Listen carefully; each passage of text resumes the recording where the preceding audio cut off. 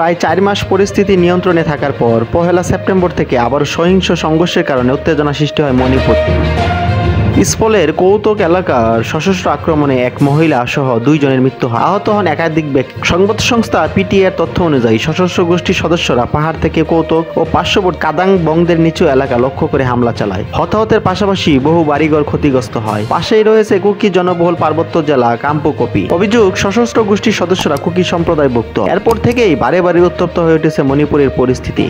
গত সপ্তাহে ময়রাঙে ক্ষেপণাস্ত্র দিয়ে হামলা করা হয় বলে অভিযোগ। এই ঘটনায় এক বেসামরিক ব্যক্তির মৃত্যু হয়। এর পাশাপাশি মণিপুরের জিরিবাম জেলায় সহিংসতায় 4 জন সন্দেহভাজন সশস্ত্র গোষ্ঠীর সদস্য ও এক বেসামরিক নাগরিক নিহত হয়েছে।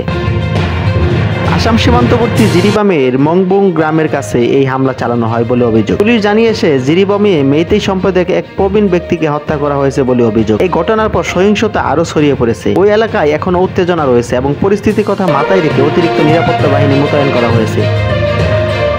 পুলিশের দাবি, রাজ্যে সাম্প্রতিক হিংসায় অত্যাধুনিক ড্রোন ও রকেট চালিত বন্দুক ব্যবহার করা হয়েছে। এ ধরনের অস্ত্র সাধারণত যুদ্ধের সময় ব্যবহার করা হয়। সেরাম রুজেশ বলেন, ময়রাঙে আমার বাড়ি। একটা শান্ত জায়গায় এভাবে হামলা চালানো হয়েছে ভেবেই শিউরে উঠেছি। ঘটনায় যার মৃত্যু হয়েছে তিনি মেইতের একজন প্রবীণ সদস্য। তাকে এভাবে প্রাণ দিতে হলো, এই বিষয়টা খুবই দুঃখের। পুলিশ সন্দেহ করেছে যে বোমা নিস্ফোরণের ওই প্রবীণ ব্যক্তির মৃত্যু হয়েছে। সেটি ছোড়া হয়েছিল সাবেক মুখ্যমন্ত্রী মাইরেম্বাম কেইরাঙের বাড়িতে লক্ষ্য করে।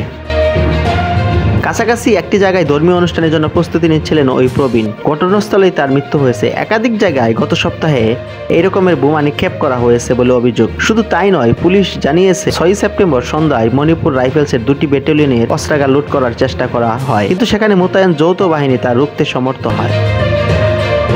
হামলাকারীদের রুখতে কাঁদানে গ্যাসের সেল এবং শূন্যে গুলি ছোড়া হয়। এদের মধ্যে একজন হামলাকারী পুলিশের উপর আক্রমণ চালায়, যাতে 2 জন পুলিশ কর্মকর্তা আহত হয়েছে বলে জানানো হয়েছে।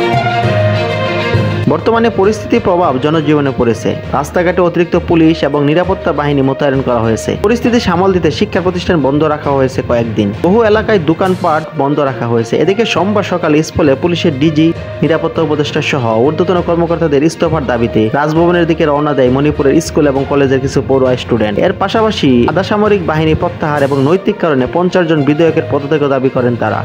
রাজভবনের সামনে অবস্থান বিক্ষোভ করেন। অন্যদিকে মুখ্যমন্ত্রী ইস্তফা দাবি করে সোচ্চার হয়েছেন অনেকেই। রোববার রাতে বহু নারী রাস্তায় নেমে বর্তমান পরিস্থিতি নিয়ন্ত্রণে সরকারি ভূমিকা নিয়ে প্রশ্ন তুলে তার ইস্তফা দাবি করেছেন। অন্যদিকে কুকি সম্প্রদায় এই অভিযোগ অস্বীকার করেছে। সাম্প্রতিক সহিংস সংঘর্ষে অত্যাধুনিক অস্ত্রের ব্যবহার চিন্তার কারণ বলে পুলিশ এবং প্রশাসনের পক্ষ থেকে জানানো হয়েছে।